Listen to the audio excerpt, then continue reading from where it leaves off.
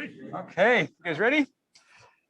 Welcome to the UB Alumni Virtual Hour, organized by the UB Office of Alumni Engagement in collaboration with the Global Health Interest Group. And thank you, GHIG, for lunch. If you haven't gotten any, please help yourself. There's also some luggage tags and pens and other stuff that you can take. We're very optimistic that we'll be able to start traveling overseas next year. So yes, you may want to grab that luggage tag just in case. So my name is Dr. Dave Holmes, and I'm the director of the UB Global Medicine Program, and it's certainly a pleasure to have you all with us today, both in Zoom and here in person at the medical school. As our world continues to recover from the COVID pandemic, it is more important to recognize how intertwined our world is, especially in the field of medicine. It's truly a pleasure to be able to learn from our speakers today, who has pursued a global career in medicine, and he will be sharing with us his journey from Buffalo, he's a UB grad, to New York, to Abu Dhabi, in the United Arab Emirates. He has quite an international healthcare journey, as we will soon find out. Before we begin, a few items to note. If you're on Zoom, please mute yourself so it's not a distraction to other people. And also, as a way of helping us to get to know each other, those of you on Zoom, would you please rename yourself in the participants section by entering your name and city of residence, and then the instructions are on the screen. If you're not able to rename yourself, please just enter your name, degree, year of graduation, major, current city of residence, and email address in the chat box, if you can remember all that. If you are a current student, please enter your year of graduation. For our event today, we will be hearing from Dr. Howard Podolsky for about 25 minutes, followed by about 15 minutes for Q&A and open discussion. So if you have questions, write them down, and there will be time for that. So so in terms of Dr. Podolsky, we are certainly grateful to have him. He is the Group Chief Executive Officer of Cambridge Medical and Rehabilitation Center in the United Arab Emirates and the Kingdom of Saudi Arabia. He achieved his Doctor of Medicine from the State University of New York at Buffalo, his Juris Doctor of Law from St. Louis University School of Law, and his master's degree in business administration for the Olem School of Business, Washington University in St. Louis. So some people really love education. So if you guys don't feel like you're getting enough education in medical school, there's more opportunities out there, as Dr. Podolsky has done. It's amazing. He is a highly experienced physician executive and healthcare attorney with more than 25 years of experience in executive management, clinical leadership, healthcare regulations, and legal expertise. Dr. Podolsky has served as the Group Chief of Staff at Abu Dhabi Health Services, as well as Vice President of Medical Underwriting for American General Life Companies. As an innovative leader, Dr. Podolsky developed the first physician-led accountable care organization in the United States and has served as corporate chief medical officer and chief quality officer for several national healthcare organizations in the United States. Dr. Podolsky led the recent transition whereby Amanat Holdings, PJSC, successfully acquired Cambridge Medical and Rehabilitation Center for $232 million. Dr. Podolsky and his very innovative team at Cambridge Medical and Rehabilitation Center are leaders in the delivery of post-acute rehabilitation and long-term care. In addition, Dr. Podolsky serves as the chairman of the Dubai Healthcare City Research and Ethics Committee, advisor to the Undersecretary of the Abu Dhabi Department of Health, and is a longstanding fellow of the American College of Legal Medicine. He has done a lot. So there's so many alumni out there who have done things, and we don't often get a chance to actually hear what their careers have been like since medical school at UB. So this is a great opportunity. So welcome, Dr. Podolsky, and the floor is yours. David, thank you so much for that very kind and gracious introduction. I very much appreciate it. It's a pleasure and a privilege to be with all of you today online, and for those of you in person back in Buffalo. So I'm really privileged, and I appreciate the opportunity to share a little bit of my journey. Hopefully it's not the end of a journey, but at least the journey to date, and to give you a sense of how a kid growing up in Buffalo ended up in Abu Dhabi in the United Arab Emirates. So why don't we go ahead and get started? And if it's all right, I'll project, I guess I can project my slides, or perhaps that is already being done. I'm not sure what is currently being seen. Let me go ahead and do that. Yeah, it's actually showing your first slides here. So I'm gonna. Okay. Yep. Is that, I'm assuming, since I can't see it, that is I guess the introductory slide, I suppose. Yep. Now I have your second slide with your background. Yep. Great. Super. Yep. Yep. You just heard for everybody attending, you just heard my background, and I'm very grateful for that. I am a physician by trade and training, and a proud alum of the School of Medicine here in Buffalo, and that's something that I hold near and dear. And in fact, I'm a legacy as well. My father is an alum of the School of Pharmacy from just a few years prior to my graduation or so. And at the heart of it, I'm still a Buffalo Bills fan, and I'm still able to watch the games every Sunday. And with the ups and downs, it's still an exciting season, and hopefully some good football ahead. As you heard, I am a physician by trade and training. Actually, I'm board certified in internal medicine, and practiced internal medicine for approximately almost 15 years. Inpatient, outpatient internal medicine, and was even managing director of a group practice as well. During that time, I acquired a law degree in health law while I was practicing and living in St. Louis, Missouri. And really the motivation behind that was just to broaden my opportunity and scope to think about doing other creative ventures within healthcare. I didn't know what I wanted to do when I thought about going back to law school. But the truth of the matter was, I knew that I wanted to leverage my experiences and my background in medicine and think about how the intersection of law and medicine might work together in terms of leveraging those disciplines and my experience for perhaps maybe roles at a more systems level and a policy level. And that's really what I ended up doing.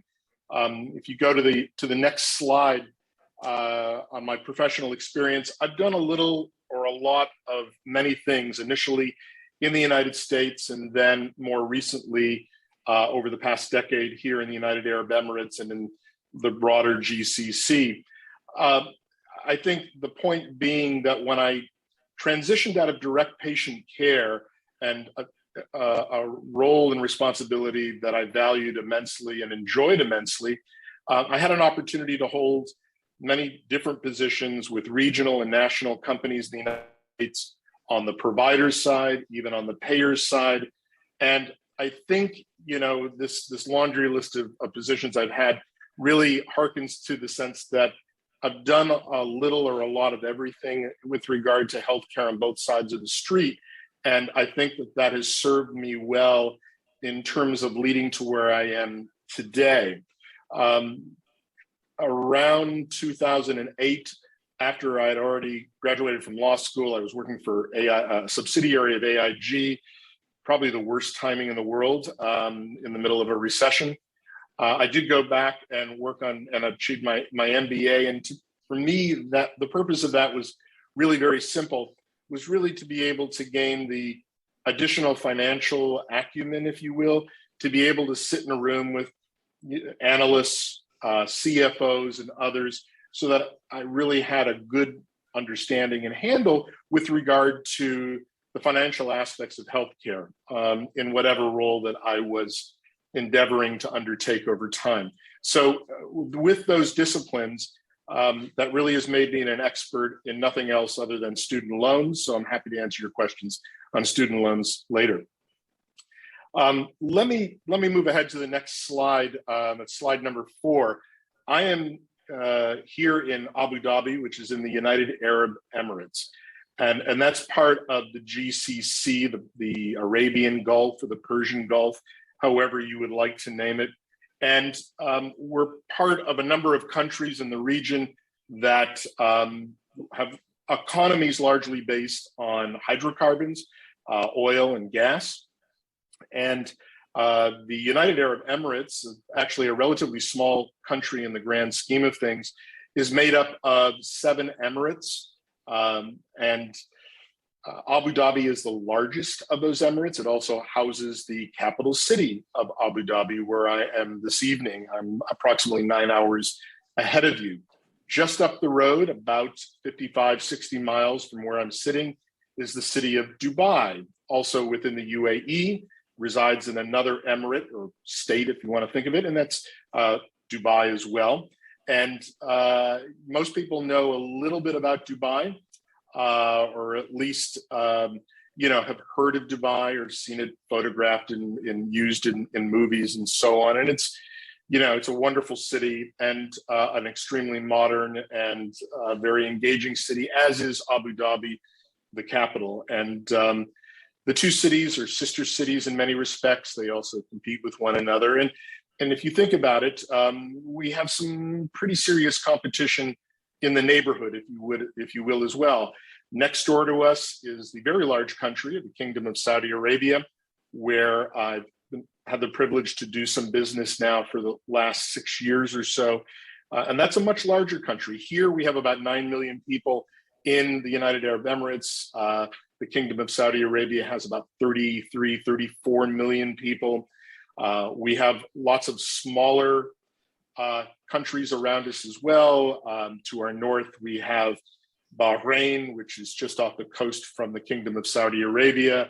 We have Qatar, Kuwait, and to the south of us, we have Oman as well. So it's a very interesting neighborhood, if you will, very dynamic neighborhood.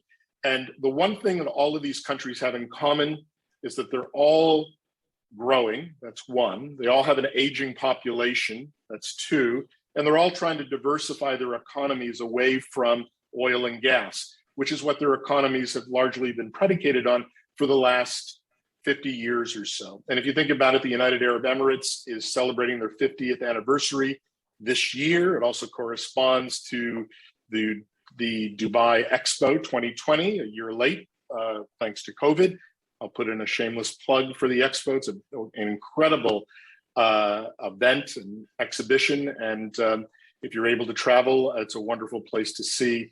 It goes on until the end of next March, if I recall. Let me move on to the next slide. That's just a few pictures and overview of Abu Dhabi and Dubai. They're iconic pictures and things that you've seen before, and I won't belabor the point. But let me go on to slide 6 and talk about how did I get to Abu Dhabi? Well, let's turn the clock back very, very quickly, approximately 10 years ago. I was living and working in Phoenix, Arizona at the time, helping to run a startup managed care company. It was an extension of a company in California, a very successful managed care company.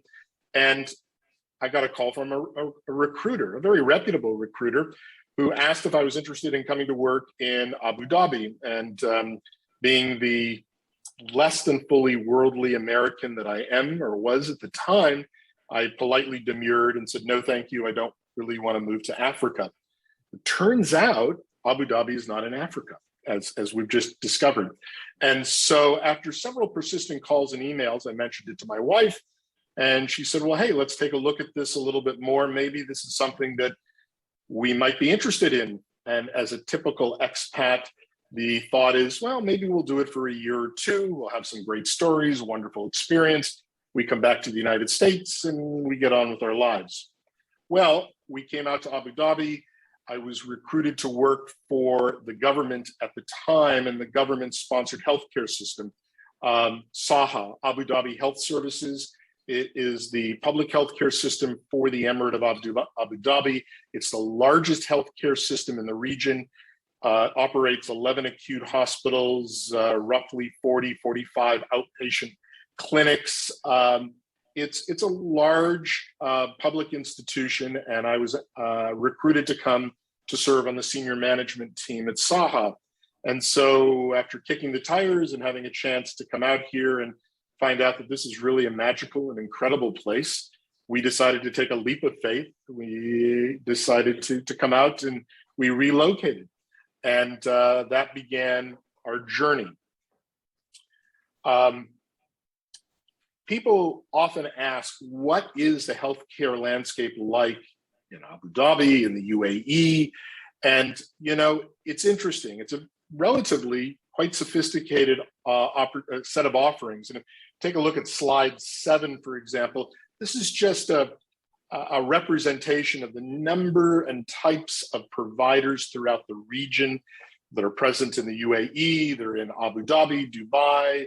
Some of these names are in the Kingdom of Saudi Arabia and elsewhere, and many of which you will recognize, such as Cleveland Clinic or Mayo Clinic or Johns Hopkins, King's College Hospital, London. I mean, these are some internationally well-known names providing outstanding healthcare in and around the region. And that wasn't always the case, but the country and the government has made a significant investment in really providing world-class care, healthcare for its citizens and the expatriate residents that live here. In fact, healthcare is a government-provided right throughout the region, whether you're in the United Arab Emirates, the Kingdom of Saudi Arabia, or Qatar. Citizens have full access to healthcare, and it's completely paid for, which is really amazing. And the government, all these governments very much want to have high quality healthcare and treat their residents and citizens right here locally, not have to send them abroad for their care, which was oftentimes the case in years past or in decades past. Moving on to slide 8, talking just a little bit about Saha, where I went to work. It's actually 13 acute care hospitals, over 2,600 beds, 46 or so outpatient clinics. And I had the chance to work in this system, initially coming in as a chief medical officer, and then ultimately serving as the group chief of staff for the organization, and spent approximately 2 years, actually 2.5 years, understanding and working through the public healthcare system. And really my focus during that time was helping to create an integrated delivery system. And I think we made some very significant gains in this regard. I don't think that we accomplished all of our goals, but it was a very rewarding opportunity for me personally. And it really allowed me the chance to understand both the public sector and private sector with regard to healthcare throughout Abu Dhabi, throughout the UAE, up in Dubai, and even beginning to more clearly understand the differences throughout the other parts of the GCC. After about 2.5 years, I was approached, and this is on slide 9, by TVM Capital Healthcare. They are a private equity group. They're based in Dubai. They're initially out of Germany approximately 30 years ago and focused initially on pharma and life sciences. Here in the GCC in Dubai, their focus was on something very different in terms of a value proposition, and that was post-acute care. And the reason they were interested in investing in post-acute care was because it didn't exist. Again, these are relatively new healthcare systems throughout the region. Their focus is on the key priorities, as you would understand: acute care hospitals, primary, secondary, tertiary care or quaternary care, as well as multi-specialty clinics.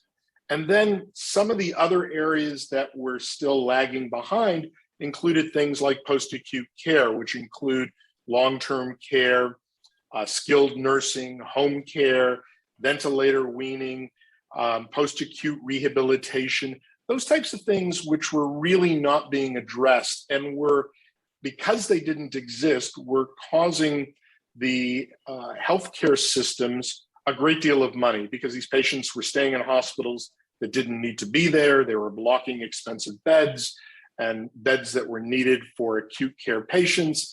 And it was just not the most efficient or effective way to provide high quality post-acute care on the continuum of a healing journey, if you will.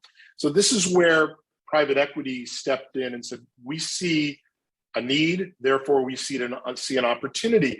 And I was approached to help them develop post-acute care services.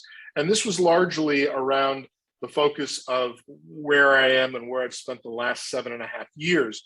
And that is, moving on to slide 10, that's really developing Cambridge Medical and Rehabilitation Center. We started off with an idea and a concept of post-acute care, which was essentially a mix of long-term care and skilled nursing. The regulator here in Abu Dhabi approached us about providing rehabilitation services. So when the regulator asks if we can do something, the general answer is absolutely, we're happy to do it. And so we went on to partner with Spalding Rehabilitation Network based in Boston, part of previously Partners Healthcare, now Mass General Brigham Healthcare, and a very well-known provider of post-acute rehab and long-term care, post-acute care services. We partnered with them as a clinical collaborator to help us become better. We were new, we were learning, and so we really wanted to hold ourselves up to a world-class provider of these services. And so as we began our journey partnering with Spalding, we developed initially our first facility, the one on the far right in Abu Dhabi, suburban Abu Dhabi. This is a converted villa compound into a long-term care and post-acute rehab facility with outpatient services. And then our second facility was in the second largest city in Abu Dhabi called Al Ain, which is home to many members of the royal family for the UAE, where we developed a very similar type of facility, a villa compound that we transformed into another inpatient outpatient facility. And then approximately 4 years ago, we began work on our third facility, which we opened about 3 years later in the Kingdom of Saudi Arabia, in Dhahran, a suburb of Dammam in the Eastern Province. And that looks a little bit more like a hospital, only because it was a diagnostic center that we renovated to develop into a post-acute care center. And we could not convert a villa compound in Saudi at the time because the Ministry of Health at the time did not allow for those types of conversions as they did with the Department of Health here in Abu Dhabi. So we learned how to do things flexibly a little differently. Just a quick overview about Cambridge. We have at this point more than 650 employees across our 3 facilities. We've treated more than 1,200 inpatients. To date, we've had more than 120,000 outpatient encounters, and our outpatient services focus largely on physiotherapy, occupational therapy, speech language pathology, hydrotherapy, wound therapy, those types of outpatient post-acute care therapy services that you would come to expect in this type of setting. And we have approximately 256 inpatient beds spread across 3 facilities. The timeline on the next slide, slide 12, just gives you just a little bit of an overview from the time the fund was initially raised in terms of money back in 2012 with our private equity shareholders and investors at the time. And it takes you all the way through the fact to March of this year when our private equity investors sold on a very successful exit in the middle of COVID to Amanat Holdings, a publicly listed, publicly traded company based in Dubai as well, on the Dubai Stock Exchange, the Dubai financial market. And their focus as a holding company is on healthcare and education. And we are a very large asset in their healthcare portfolio, helping to anchor their developing post-acute care healthcare vertical. So that's just a little bit about our timeline. In terms of quality of care on slide 13, just briefly, We do hold ourselves up in terms of outstanding quality of care. We are Joint Commission International accredited. We've gone through, my goodness, 3 cycles of Joint Commission so far. Always interesting and always a great learning experience. For those who may be more familiar with rehab credentialing, we are CARF accredited as well in our facilities, both inpatient and outpatient for pediatric, adolescent, and adult rehabilitation. And interestingly, the Kingdom of Saudi Arabia has their own accreditation process called Sabahi, mandatory accreditation process that we sought and successfully achieved with our Saudi facility about 1.5 years ago. Moving on to slide 14, talking a little bit about what Cambridge does and what we've developed over the last 7.5 years. We do what you would expect in post-acute rehabilitation. We see a lot of patients with post-trauma that come to us for rehabilitation, a lot of adults with post-strokes, traumatic brain injuries after road traffic accidents and the like. We see a lot of young children, especially neonates that have genetic and chromosomal abnormalities that we work with. And we even see some of the more routine types of rehabilitation patients, those that have had elective hips and knee replacements and so on, that we take care of. And we manage not just their rehabilitation, but their medical needs as well, because all of them come with generally some underlying chronic conditions that generally need to be managed. So we have a full medical team in addition to our physiatry team, our therapists, and our specialized nurses that address these needs. And the other services you can see, we've developed a transitional ventilator weaning program, helping to try and wean patients off of mechanical ventilation when it's clinically possible to do so. A great deal of long-term care and skilled nursing. We've talked about the outpatient therapy programs. We have a very interesting outpatient cerebral palsy program. We've partnered with a provider out of the Ukraine that focuses on non-pharmacological interventions for refractory spasticity in CP patients, children and young adults. And we've branched out from our core wheelhouse of services in the last several years. We're providing home health services, which include skilled nursing, as well as physiotherapy in the home. And more recently, we've begun outpatient mental health clinics for children, adolescents, and adults. And that's actually a very significant need and an underserved niche as well. Now, during our journey, I would love to tell you it's been smooth sailing and as easy as anything could imagine. Unfortunately, it hasn't been, but it's been a great learning experience. And along the way, we've had a great deal of growth and competition as other investors saw the opportunity that our initial shareholders saw in this regard and jumped in to provide post-acute care services, and in many cases, very high quality post-acute care services. So I don't want to leave you with the sense that we are the only providers of these services. We have many, many competitors today, but we welcome the competition because it's really allowed us to raise the standard of care across the board for the patients and families that we have the privilege to serve. I'm moving quickly because I just want to give a summary before we have a chance to have more of an informal discussion. In March of this year, our initial shareholders had an outstanding exit event for them. Just to give you a sense, and this is all publicly available information because we are now part of a publicly listed company, paid in capital to invest in Cambridge and get it to where it was prior to sale was a little over $50 million US. And the original shareholders were able to receive over $230 million with regard to the valuation for the business at the time of exit in March. And this was a formal exit process run by a boutique investment banking firm out of Dubai. We had about 20 very interested suitors that expressed serious interest, some of them local, some of them regional, some of them international. And it was an auction process, and it came to Amanat right here in Dubai. that actually won with the most competitive bid.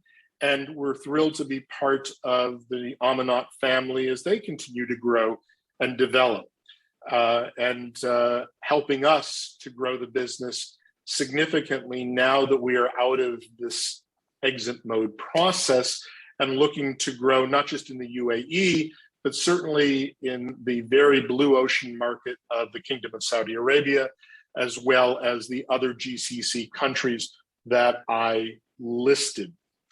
Let me go on to the next slide just briefly. Challenges, there were many, which really translated into a lot of opportunities, or at least ways for us to think creatively about opportunities. We created a new service or set of services that heretofore were not being offered or offered in any coherent and cohesive way. But to do that, you had to partner with the regulator, Abu Dhabi Department of Health, the Ministry of Health in the Kingdom of Saudi Arabia, the Dubai Health Authority, get the regulators and the payers on board in understanding the services we were offering, why they should reimburse them, and what regulations would be appropriate for us. A simple example, when we started building our very first facility, the inspectors from the Abu Dhabi Department of Health came out to our Abu Dhabi construction site or renovation site and asked where the emergency department is. And we said, there's no emergency department. And they said, where's labor and delivery? We said, there's no labor and delivery. So we needed to explain and educate them as to why post-acute care doesn't need an emergency department, has no need for labor and delivery, and so on. And it took a lot of time and efforts and education on our part to collaborate and partner with the regulators and the payers to overcome these hurdles. Similarly, getting the public to understand that all healthcare doesn't need to be, nor should be rendered in an acute care hospital, but there are different stops along the way on a patient's healing journey that would be more appropriate and focused for their care. Our workforce is multinational. In fact, Cambridge represents about 50 to 58 different nationalities from around the globe. That's not unique to this region. We are a ginormous melting pot. So working with different cultures, different cultural expectations, different cultural norms, even different languages is a unique challenge, but one I think that was, again, it remains richly rewarding. I've talked about competition, sometimes predatory, sometimes not, but there's competition in the marketplace, and generally we think that that's a good thing. It's always important to manage shareholder expectations, especially boards, financially based boards that are not necessarily clinically oriented. And that has been the case for me in my prior board experience and current board with Amanat. I'm working with lay people who are, extremely well versed in business and finance, but also need to understand the nuances of what we're doing and why we're doing it. And bridging those gaps is extremely important. And then finally, of course, there's COVID. And COVID has been an enormous challenge around the world for you, for us, for everyone. But it's also been an enormous opportunity, not just for Cambridge, but for long-term care and post-acute care in general. Throughout the world, many healthcare organizations suffered due to the deluge and rush and an onslaught of patients coming into their facilities and couldn't manage all the patients.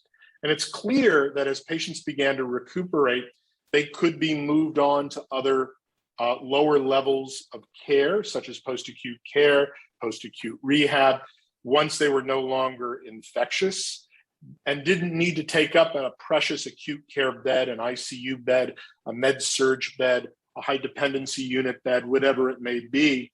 And I think the world began to realize, and certainly here in the region, post-acute care definitely has a place in the management of COVID and in the management of COVID patients. And over the past year and a half, we've been very fortunate to help out the public and private acute care sectors by taking many of these patients as they begin their recuperative process and really help them on their healing journey, in addition to developing post-COVID or long COVID types of rehabilitation programs, both inpatient and outpatient, dealing with patients who have longer standing sequelae of COVID following their acute infection.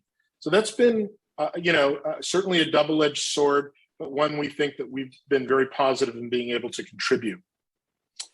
Moving on to, I promise, I think this is just about the last slide, just some key takeaways. This is on slide 17. Moving over here, I never dreamed when I was sitting in medical school in Buffalo that I would ever be in the UAE or Abu Dhabi or Dubai or even this part of the world. I never, ever dreamed that. But through a series of events, a leap of faith, a sense of adventure, my family and I successfully made it here and thrived here. And after a decade, we're very pleased to call the UAE our home. And we're honored to be here and to contribute in a very, very productive, I think, in a very, very fortunate manner. On top of that, raise our son, who really now is a citizen of the world and having the opportunity to learn and grow in a truly multicultural environment.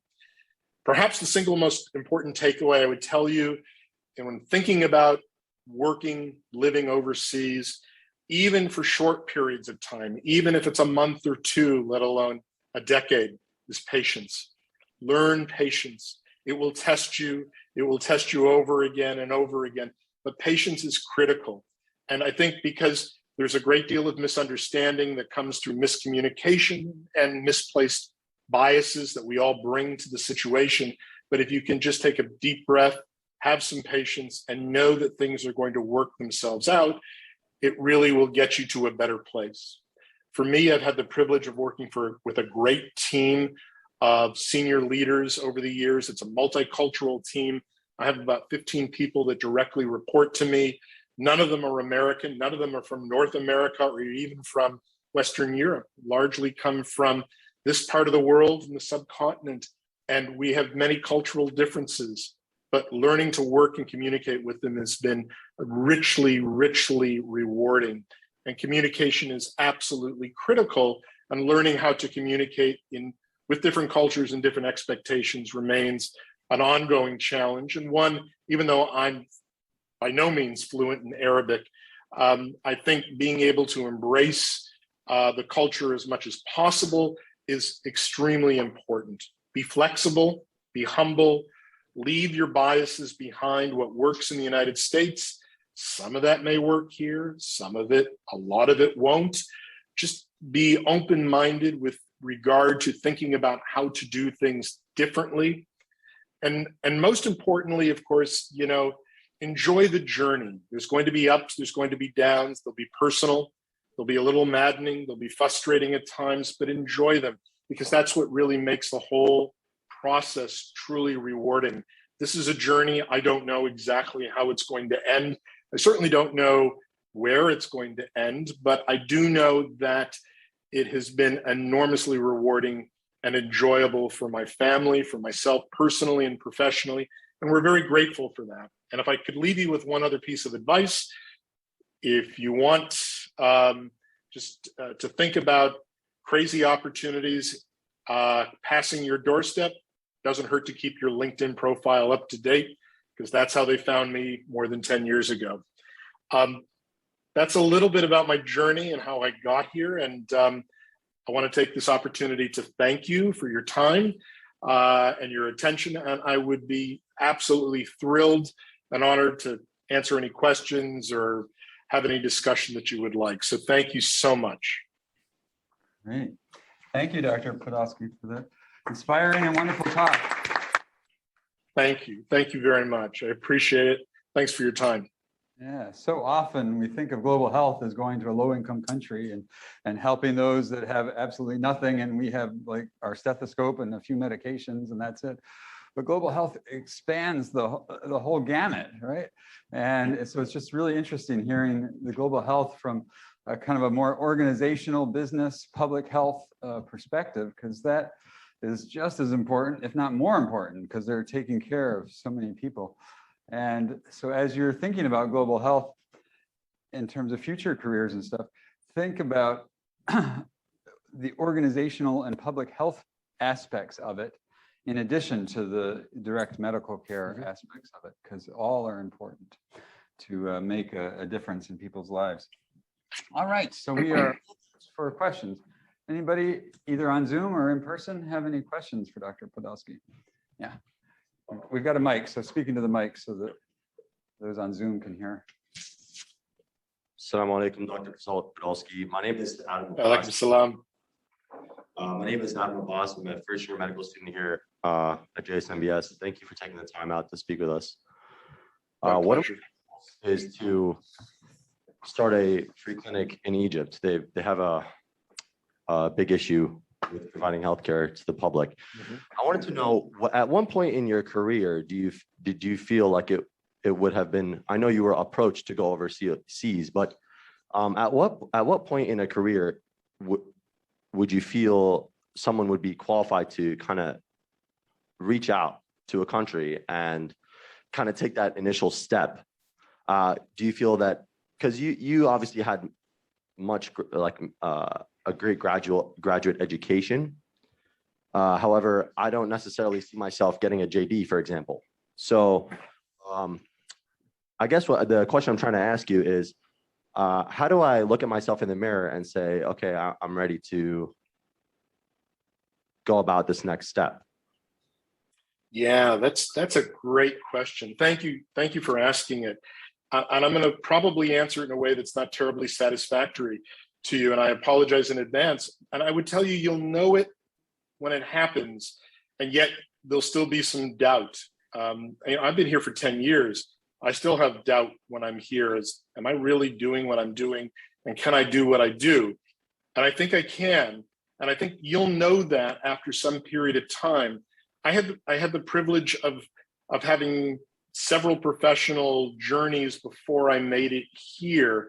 And certainly coming abroad and traveling abroad and doing this work is very different from any of the experiences I had previously. And yet I was able to draw on all of those experiences to be able to try and be as successful as possible here. And I think it's a combination of when you feel confident in your core skill sets in terms of value proposition that you provide, perhaps that will be clinical in your case, and you're feeling very comfortable in your ability to deliver clinically, and perhaps that feeling of, or that sense of unease of maybe it is time for a change. And I think those were the things that were, I think, driving me and driving my family a bit. Maybe it's time to shake things up and try something different. Nothing says you have to do something forever, and you can always change your mind and you can always change course. But I think just having the confidence to believe in yourself, believe in your skill sets, and then be willing to be humble and take the chance. Yeah, and I like what you said earlier about just taking a step of faith. You prepare, do what you can in terms of learning about the culture, learning about medicine, learning about how to start a free clinic. But if you wait until you feel 100% ready, you'll never do it, right? So Exactly. Yeah, you really need that step of faith, like Dr. Podolsky talked about. Good, yes. How would you say that your medical training helps you in your day-to-day now? Great question. So for the first 5.5 years of my tenure at Cambridge, for example, I wore a number of hats. I was the chief executive officer, I was the chief medical officer, and I washed dishes occasionally as well. I think from the standpoint of my medical training and my experience as a clinician, I have the ability to do several things. I can help bridge the dialogue between clinicians and lay people, especially when it comes to my board, I think is critically important.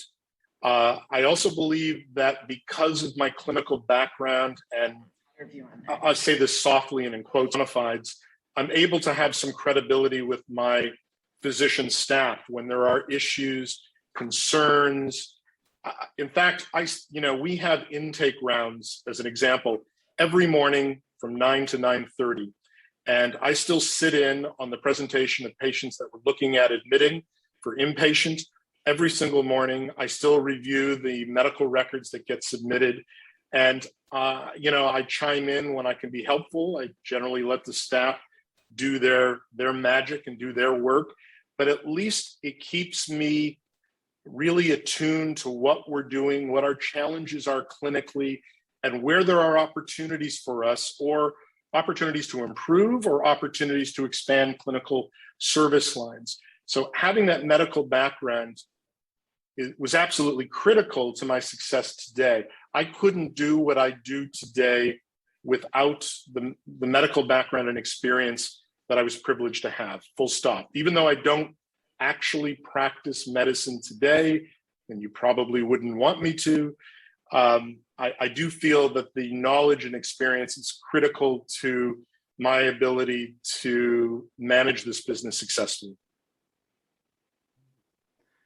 Thank you. To follow up on that, would you include your residency training as a prerequisite to you having a fundamental base?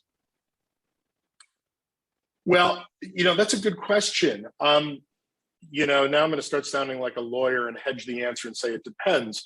The residency, I think, is critical because it gives you the additional clinical experience well over and beyond what you're able to achieve in medical school.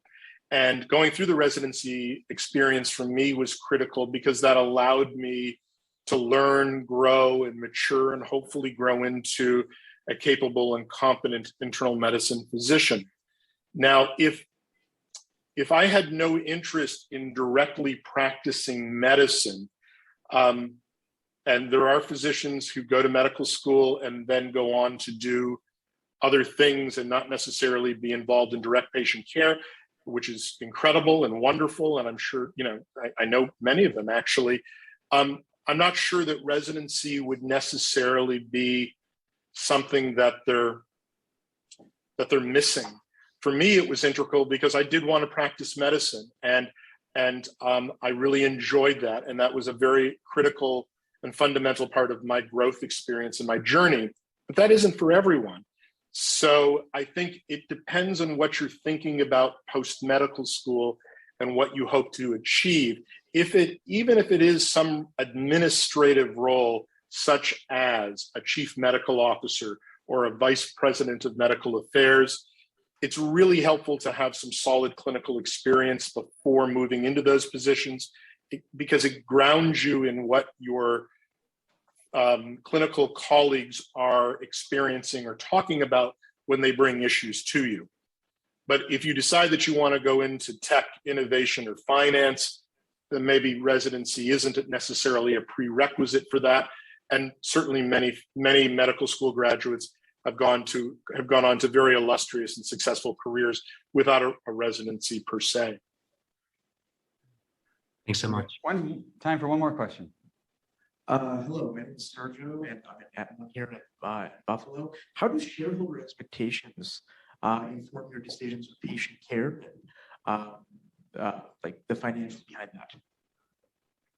Great question. Shareholder decisions are always critical because the shareholders, the board, they're my boss. So I need to be very responsive to their concerns and needs. But what I've always believed from well before I ever got involved in the business of healthcare, public health, or healthcare management, was that I always believed that high quality care and efficient care go hand in glove. I never felt that there was a conflict or a potential conflict between the two. And I've always believed that from even my days in medical school, and I've got to thank UB for indoctrinating that into me, because I think it's true to this day. And what I've always said to my shareholders, even to this day, and my board members, is that we can provide a very profitable service and line of products, service products, if you will, at the same time provide an extraordinarily high level quality of care.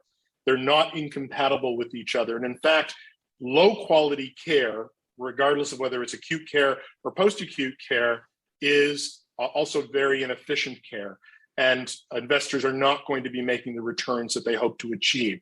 So I think it's incumbent upon us as providers to make sure that shareholders understand that high quality absolutely is consistent with efficient care, and efficient care can be profitable care for the investors. So it's managing those expectations, but delivering a consistent message, but also delivering a consistent high quality product. Because if we didn't do that, we wouldn't have patients coming to our facilities, because we have competition. So we've got to provide an exceptional quality of care for each and every patient. And, you know, again, community word of mouth is extremely important, whether it's in Buffalo or whether it's in Abu Dhabi. So I think that messaging and that consistency has been critically important to all of the shareholders that I've had the privilege of working for. Great. You have one more question from the chat. Yeah, we had one follow-up question regarding, do you miss personally your clinical practice? I know you said that your background has informed your current work, but do you miss the clinical practice? The short answer is yes. I don't miss the hassles and headaches that went on with a small practice or a small group practice, of which there are probably exponentially more now than there were when I was in practice, and it was irritating me then. But I miss the direct patient contact, the contact that I had with patients and families as a trusted part of their healing journey is something that I miss very much. And one of the things that doesn't quite fill the void, but helps me a little bit, is that I do continue to make rounds with our clinicians from time to time. I also do patient and family rounds independently, and I go to see patients. I'm not there to treat them, of course, but I'm there to connect with them. And that fills that void a little bit. But sure, I do miss the practice of medicine without question. Thank you very much, Dr. Podolsky. We really appreciate you being here. Thank you. Truly my pleasure.